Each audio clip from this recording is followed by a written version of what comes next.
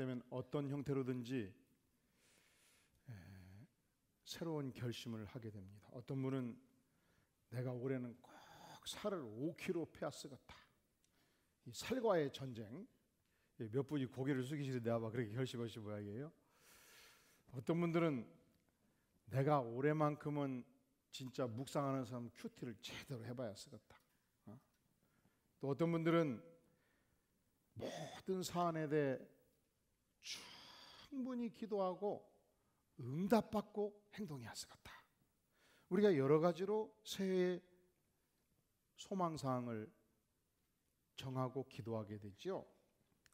우리가 마음에 간절한 소원을 갖는다는 것과 갖지 않는다는 것은 엄청난 차이를 가져와요. 유명한 성공학자였던 나폴레옹 힐은 우리가 소원을 가질 때, 열망을 가질 때 우리 인생 안에 6가지 변화가 온다는 것입니다. 첫째로 나에게 간절한 소원이 있으면 확신이 생겨요. 그래서 보통 때 하지 못할 일을 할 수 있는 능력이 나옵니다. 두 번째, 간절한 소원이 있으면 모든 가능한 방법들을 연구하게 되기 때문에 상상력과 창조력이 생기는 것입니다. 창의성을 갖게 되는 것입니다. 세 번째로 우리가 간절한 소망을 가지면은 마음속에서 불타는 열정이 일어나서 나의 생각과 의지와 감정을 불사르는 패션이 생긴단 말이죠. 그리고 간절한 소원을 갖게 될 때 그것을 가로막는 어떤 장애에서나 고난이 닥친다 할지라도 그것을 뚫고 나갈 수 있는 마음의 근육, 마음의 연단, 마음의 힘을 갖게 된다는 것입니다. 마지막으로 우리가 간절한 소원을 가지게 되면 그 소원을 이루기 위해서 집중적인 노력을 기울이게 되니까 인생에 집중력이 생겨요.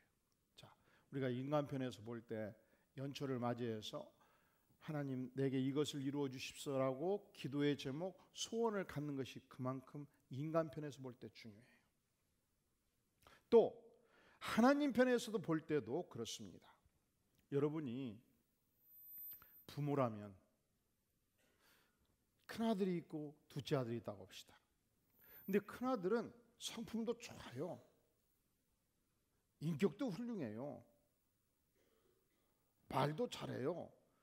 근데 그냥 아무것도 원하는 것이 없어. 그냥 밥 3끼 먹고 그냥 뒹굴뒹굴하고 그냥 나이 35살 됐는데 그냥 출근할 줄도 모르고 그런 아들이 있으면 속 터져버려. 속이 편하겠냐고요. 그렇지요?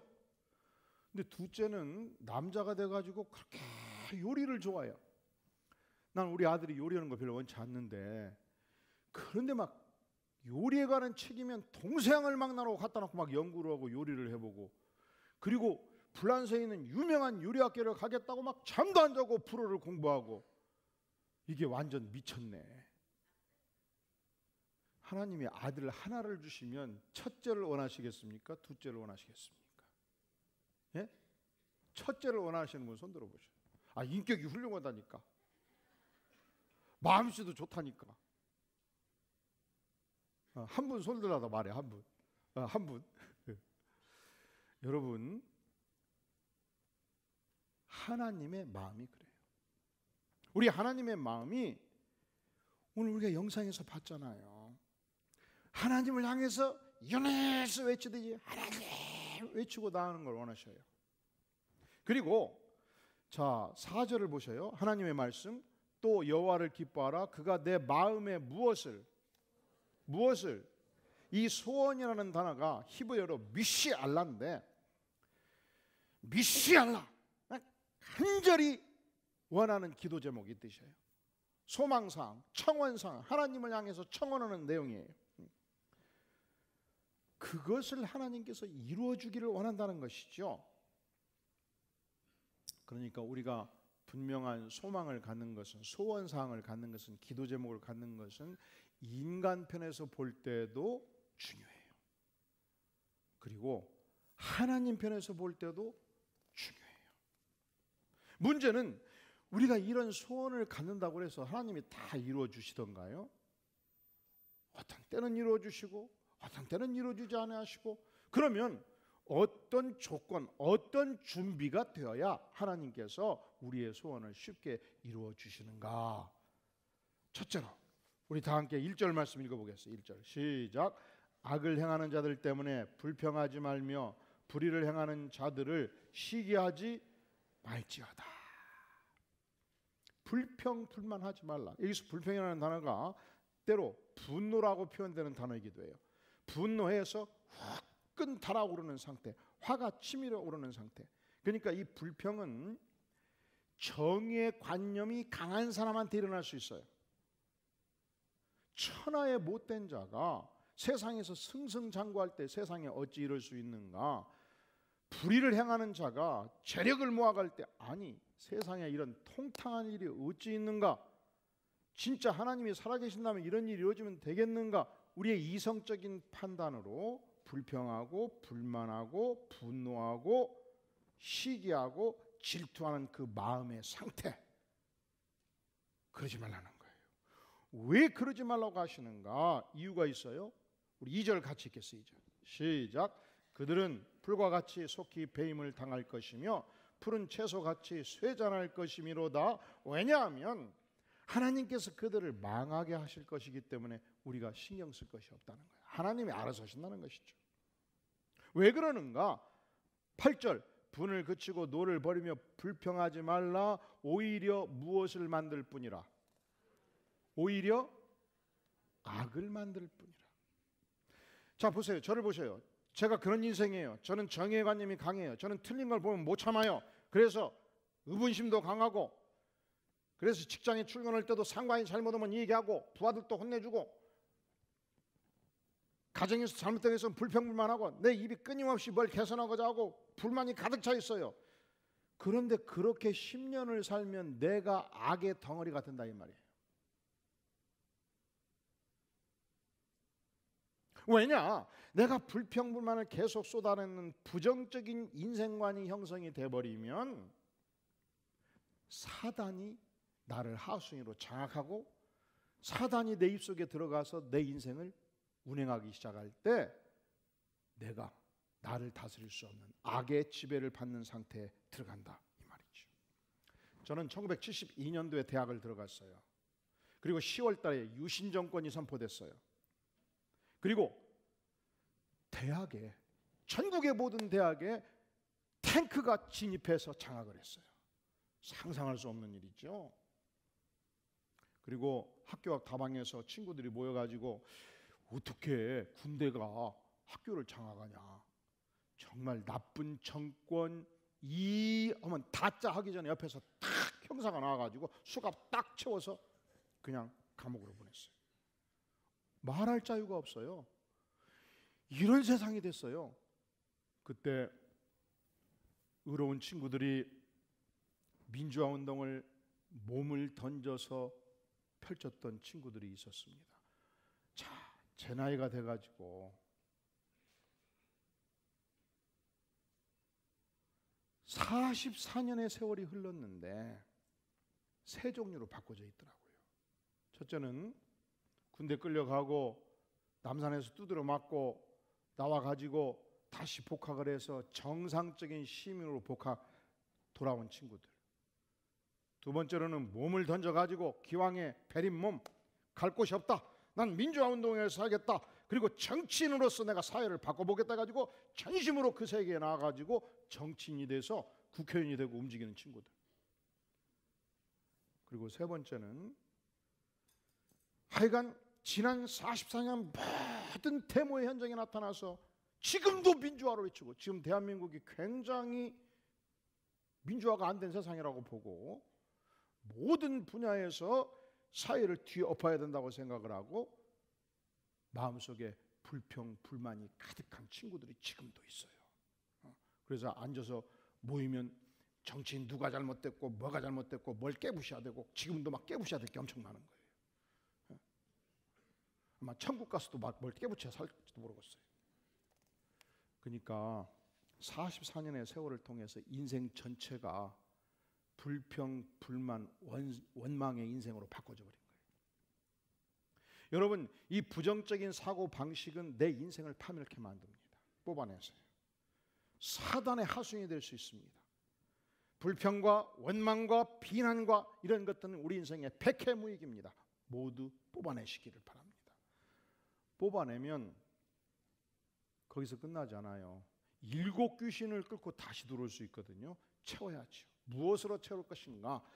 하나님께서 내 생애 속에 주신 축복을 기억하면서 날마다 감사, 날마다 찬양, 이 하나님의 은혜를 기억하고 심령의 감사와 찬양과 기쁨으로 채워야 사단이 물러가죠. 할렐루야. 이 오랫동안 기업의 상층부에서 일하신 분들은 이 부분을 정확하게 알아요. 내가 10년 전 기업이 어려울 때 사장으로서 유능하고 머리 좋고 책략 있는 후배를 상무여사로 세웠는데 그렇게 머리는 좋은데 불평불만이 많아. 조금만 대우를 잘 안 해주면 그걸 가지고 침소봉대에서 이 직원들에게 아주 나쁜 얘기를 하고, 그리고서 봤더니 문제도 아닌 걸 문제를 막 키워가고 있는 거예요. 여러분, 그만큼 우리가 인생을 사는 태도가 중요해요. 하나님도 마찬가지예요. 그런데 이 공산주의 사회에서 존재하지 않는 단어가 있다고 말합니다. 어떤 단어일까요? 따라해 볼까요? 감사. 그건 공산주의에서는 존재하지 않는데요. 왜 그러는가? 우리도 지난 19년, 18년 교회를 하면서 이 북한의 특히 어린이들이 지난 20여 년 동안 영양가 있는 음식을 먹지 않았기 때문에, 여러분 텔레비전 나올 때 북한 군인들 잘 보세요. 얼굴에 핏기가 없고요. 키가 작아요. 그리고 몸무게가 별로 나가질 않아요. 그래서 우리 교회도 지난 20여 년간 이 일이 있을 때마다 쌀도 공급하기도 하고 어린이 분유도 공급하기도 하고 어린이 국수 물론 돈으로 주면 바꿔서 이제 공급하게 되는 것이죠. 이 남북 나눔운동 기독교 단체에서 지원하는 사업에 동참을 해왔습니다. 그런데 그 남북 나눔운동 지도자들이 그런 얘기를 해요. 절대로 저들은 공급한다고 그래서 고맙다, 감사하다는 얘기를 하는데 그 이유가 있습니다. 3년 전 테이블에 앉아가지고 저들이 요구를 했습니다. 우리에게 1만 톤의 분유가 필요합니다. 우리가 5천 톤밖에 준비를 하는데, 그래서 열심히 모금을 해가지고 1만 톤을 지원해 줬습니다. 그러면 그 다음에 다시 테이블에 앉을 때 마치 데모대원들이 질끈 어깨띠 메고 머리띠 메고 나오듯이 나와가지고 우리가 어떻게 1만 톤 가지고 그들을 다 먹이겠습니까? 2만 톤은 지원해야 되지 않겠습니까? 막 싸운다는 거예요. 그래서 또 2만 톤을 지원해 주면은 그 다음에 나와가지고 또 4만 톤을 요구한다는 것이죠. 그리고 그들의 지도자를 향해서 우리가 10,000톤에서 2만 톤, 2만 톤에서 4만 톤, 우리가 싸워서 쟁투해서 혁명적으로 노력을 해가지고 이렇게 얻어왔습니다 하고 말을 한다는 거예요. 그러니까 그들이 지원을 받은 것은 감사할 이유가 하나도 없는 거예요. 그들이 지원을 받은 것은 왜 지원을 받았어요? 우리가 목숨 걸고 혁명적으로 싸워서 10,000톤에서 4만 톤으로 늘려갔기 때문에. 이게 우리가 볼 때는 말이 안 되잖아요. 그래서 이 운동을 추진하는 모체가 되는 지도자들이 이 북한 지도자를 만들려고 하면 머리가 지끈하다는 거예요. 여러분, 어떤 인생을 사는 것이 행복지수가 높은 인생인가? 감사하는 인생, 하나님을 찬양하는 인생, 하나님으로 말미암아 인생의 기쁨과 영혼의 행복을 누리는 인생, 행복지수가 높은 인생입니다. 어떤 인생의 불행지수가 높은 인생인가? 원망이 많은 인생, 불평이 많은 인생, 부정적인 사고를 하는 인생, 끝없이 원망만 하다가 원망으로 망하는 인생은 불행한 인생이에요. 날마다 사람들을 만나서 무엇을 얻어내고자 하고 쟁투하고자 하고 싸우는 인생에 행복할 수가 없는 것이죠. 따라서 사랑하는 성도 여러분, 2016년도 하나님께 소원을 아뢰되, 하나님 감사합니다. 제가 불평 원망하는 인생이 되지 않기를 원합니다. 이렇게 기도하시기를 바랍니다. 하나님께서 우리의 건강한 소원을 들어주시기 위해서 우리에게 무엇이 필요한가? 3절, 여호와를 의뢰하고 선을 행하라. 여기서 여호와를 의뢰한다는 것은 여호와를 전적으로 의지한다. 여호와께 내 인생을 맡긴다. 여호와를 온전히 신뢰한다. 이 뜻을 의미합니다. 다윗이 시편 37편을 썼을 때 다윗은 자신이 연약할지라도 전적으로 전능자 하나님을 의지하는 것이 무엇인가를 알았던 인물입니다. 그는 소년 시절 아버지의 명을 받들어서 전쟁터에 나가 있는 형들에게 야식을 주기 위해서 찾아갔습니다. 그런데 거대한 골리앗 적군 장수가 쩌렁쩌렁 협박을 하고 있었습니다. 너희들이 믿는 여호와 하나님이 무슨 능력이냐? 너희들 중에서 과연 나와 싸울 자가 있느냐? 봤더니 막 구척 장신의 힘은 세게 생겼고 전쟁에 산전수전을 겪은 장수였습니다. 칼과 창이 거대했습니다. 이 모습을 보면서 이스라엘 백성들이, 군대들이 뒤축부터 무너지기 시작한 거예요. 도망가는 거예요. 아이고, 우리가 죽겠다. 이 모습을 보면서 소년 다윗은 의문심이 일었습니다. 어찌 여호와 하나님의 군대가 일개 할례받지 않는 이방의 장수에 굴복한단 말이냐? 나라도 가서 싸워야 되겠다. 하나님이 함께 하시면, 전적으로 하나님을 의지하면 그분이 승리의 축복을 주실 수 있다. 그리고서 양칠 때 사용했던 물맷돌을 들고 돌 5개 들고 전속력으로 골리앗을 향해서 달려가기 시작했습니다. 너 골리앗이냐? 너는 칼과 창과 탄창으로 내게 나아오거니와 나는 만군의 여호와의 이름으로 너가 모독하는 이스라엘 군대 전능하신 하나님의 이름으로 나아가노라. 게임이 안 되지요. 어린 소년이지요. 힘도 약하지요. 근데 무엇이 달랐습니까? 다윗은 전능하신 하나님을 전적으로 신뢰하고 의지하는 자였습니다. 오늘 여호와께서 너 골리앗을 나 다윗의 손에 넘기시리라. 여호와의 구원하심이 칼과 창에 있지 아니함을 이 무리에게 알게 하시리라 하고서 전속력으로 달려가서 물맷돌을 탁 쏘았는데 이게 골리앗의 머리를 뚫고 들어가 버린 거예요. 그대로 골리앗이 무너져 때린 거예요. 다윗이 이렇게 했다면 승리할 수 있었을까요? 하나님, 어떻게 하나님의 군대가 도망을 다 칩니까? 하나님, 도대체 이게 군대입니까? 하나님, 이스라엘 백성들이 이렇게 지리멸렬해도 하나님 침묵하시겠습니까? 그리고 군대를 향해서 너희들이 이스라엘 군대냐? 하나님의 백성이냐? 야 이놈들아, 응? 이렇게 원망하고 불평하고 분노하고 가슴을 치고 통곡하고 앉았으면 승리할 수 있었겠느냐고요? 아닙니다. 어떤 상황 속에서도 하나님은 전능하십니다. 그분이 나와 함께 하시면 승리할 수 있습니다. 내가 하나님을 전적으로 의지하고 내 한 몸 달려가겠습니다. 그때 하나님께서 골리앗을 무너뜨리게 하셨고, 그때 적군이 무너지게 하셨고, 이스라엘 백성들에게 위대한 승리를 안겨주신 것입니다. 우리가 신년초 어떻게 무장하는 삶을 살아야 되겠습니까? 전적으로 전능자 하나님을 신뢰하는 인생, 전적으로 전능자 하나님을 의지하고 의뢰하는 생애 될 때 하나님께서 내 인생의 소원을 연락하십니다. 또한 3절 하반절에 보면은 땅에 머무는 동안 그의 성실을 먹을거리로 삼을지어다. 여기서 그의 성실은 하나님의 성실이에요. 원래 이 성실은, 여기서 사용하는 이 성실이라는 단어는 에누마, 하나님께 사용했던 단어예요. 하나님이 가지고 있는 성실이에요. 하나님의 신실함. 하나님은 약속하시면 변개하지 아니하십니다. 하나님은 변함없으신 분이십니다. 하나님은 일관성이 있습니다. 하나님은 진실하십니다. 그 하나님의 신실성을 어떻게 하루 세 끼 양식으로 삼으라는 거예요. 여러분 어제 최소한 밥을 한 끼는 드셨지요?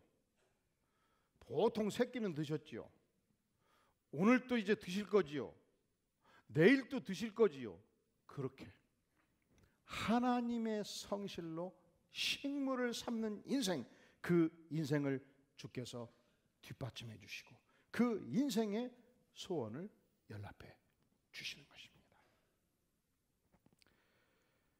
다윗의 생애에 보면은 그 신실성이 있어요.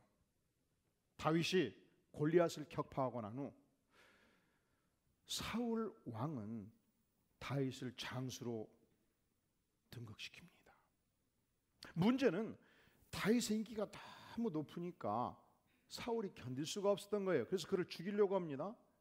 그가 궁궐에 들어올 때 창을 던져가지고 다윗의 몸을 뚫어서 벽에 박으려고 했다. 성경에 그렇게 나와요. 그는 도망칩니다. 그러니까 광야지대 도망칠 때 3,000명의 형사들을 파견해서 그를 체포하려고 합니다. 너무 기거할 것이 없어 외국에 나가가지고 심지어 미치광이 행세까지 합니다.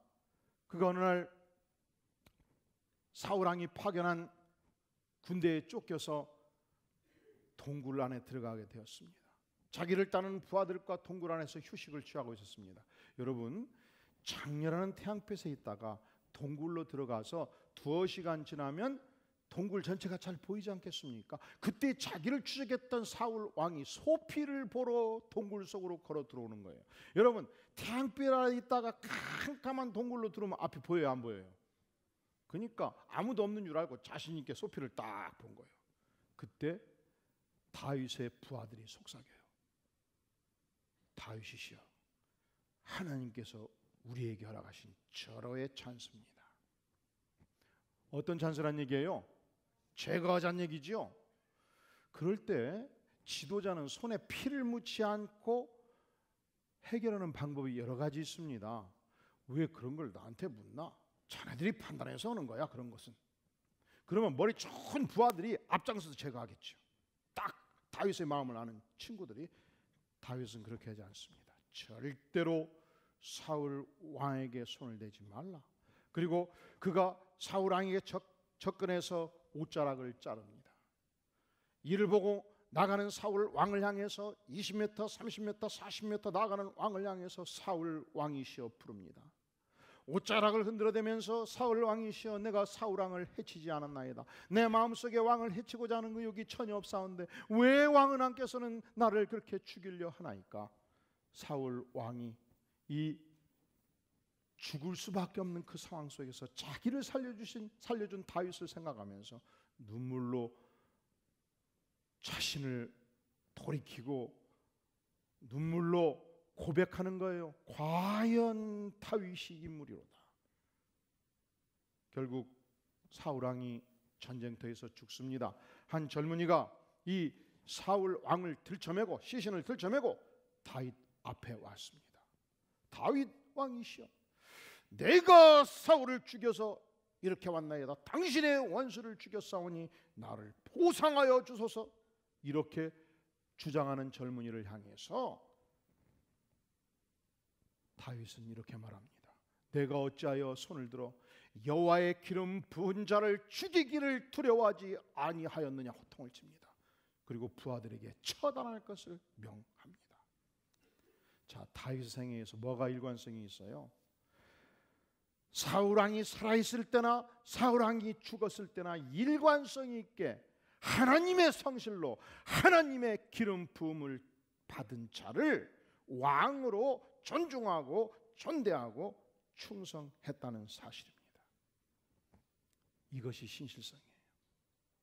우리가 하나님 앞에서 이 신실성을 가질 때 하나님께서 우리의 기도를 연락하시고 우리의 소원을 이루어 주십니다. 자, 우리가 신년도 소원을 가지고 하나님께 나아갈 때 어떤 인생을 살아야 되는가? 4절 여호와를 기뻐하라 말씀합니다. 여러분, 모든 사람들의 생애 속에 기쁨의 원천이 있어요. 이때 이 사람이 이걸 기뻐해요. 근데 무엇으로 기뻐하는가가 그 인생의 인격을 결정적으로 좌우합니다. 정치가는 권력을 장악하고 권력을 확대하는 것이 인생의 기쁨이에요. 정치가는 권력을 상실할 때 인생의 죽음을 맛봅니다. 기업인은 기업을 확대시키고 기업의 재산을 증식시킬 때 인생의 기쁨을 누립니다. 예술가는 예술적인 아름다운 탁월한 작품을 낼 때 인생의 기쁨을 누립니다. 그런데 만약에 예술가가 예술가협회 총회장 선거에 나가서 반대편을 음해하고 재파색을 모아가면서 권력을 추구하기 시작할 때 예술가의 생명은 끝나는 것입니다. 그렇다면 우리가 하나님의 백성으로서 오늘의 시대를 살아갈 때 무엇을 인생의 기쁨으로 삼아야 될까요?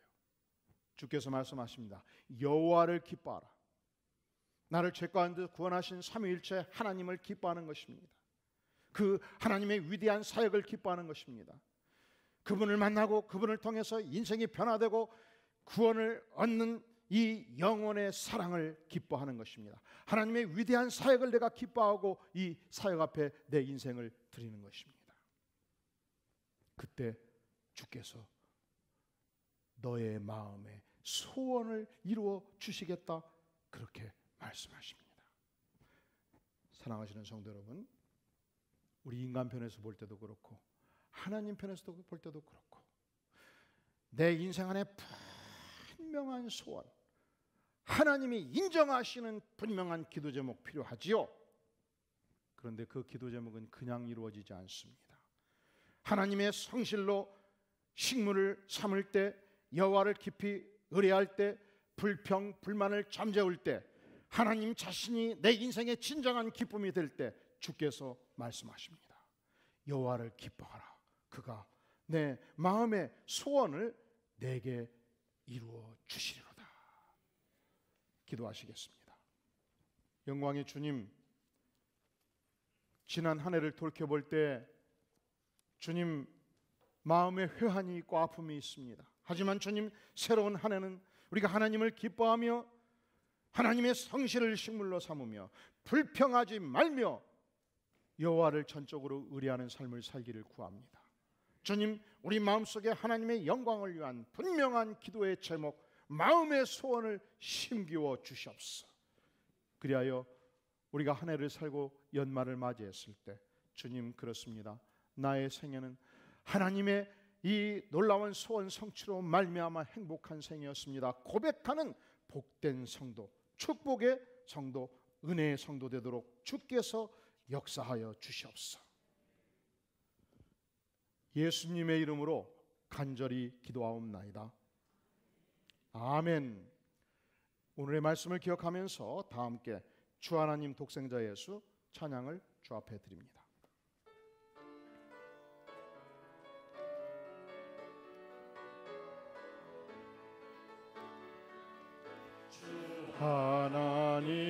하나님 독생자 예수 날 위하여 오시었네. 내 모든 죄 다 사시고 죽음에서 부활하신 나의 구세주, 살아계신 주 나의 참된 소망, 걱정 근심 전혀 없네. 사랑의 주내 발길 인도하니 내 모든 삶의 기쁨 늘 충만하네. 주 안에서 거듭난 생명 도우시는 주의 사랑 참 기쁨과 확신 가지고 예수님의 도우심을 믿으며 살리. 살아계신 주 나의 나의 참된 소망 걱정 근심 전혀 없네. 사랑의 주내 갈 길 인도하니 내 모든 삶의 기쁨 늘 충만하네. 그 언젠가 주 뵐 때까지 쏘시네. 싸우리라 승리의 길 멀고 험해도 주께서 나의 길 지켜주시리. 살아계신 주 나의 참된 소망 걱정 근심 전혀 없네. 사랑의 주내 갈 길 인도하니 내 모든 삶의 기쁨 늘 충만하네. 오늘의 말씀을 기억하면서 우리의 소원을 간절히 주 앞에 기도하기를 원하고, 또 앞으로 1년 동안 여호와를 기뻐하며 성실로 식물을 쌓으며 여호와를 기뻐해 의뢰하고, 주님 내 인생의 모든 불평 불만을 잠재워 주시옵소서. 내 인생을 통해서 하나님 영광을 받아 주시옵소서. 함께 간절히 통성으로 기도합니다. 전능하신 주님 감사합니다.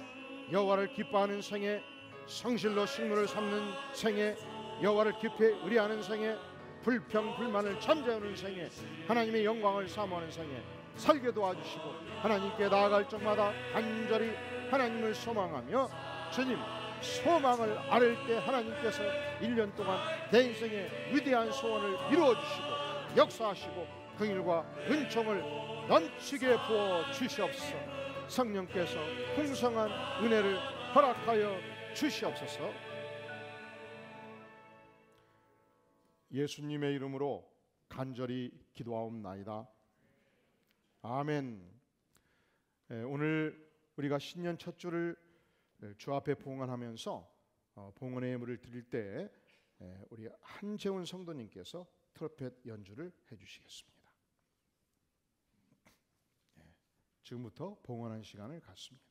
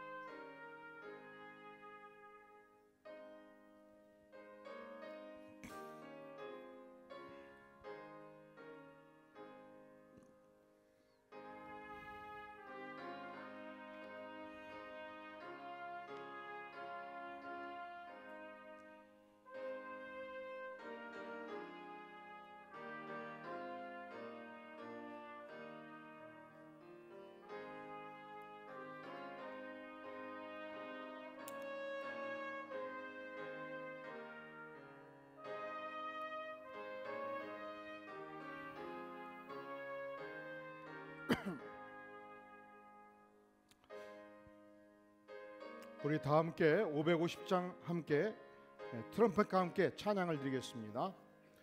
시온의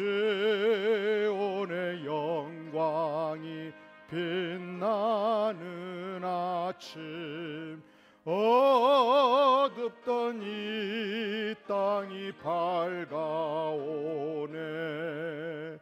슬픔과 애통이 기쁨이 되니 땅이 비춰 4절입니다. 땅들아 바다야 많은 섬들아 찬양을 주님께 드리어라. 싸움과 죄악이 가득한 땅에 찬송이 하늘에 사무치네. 아멘.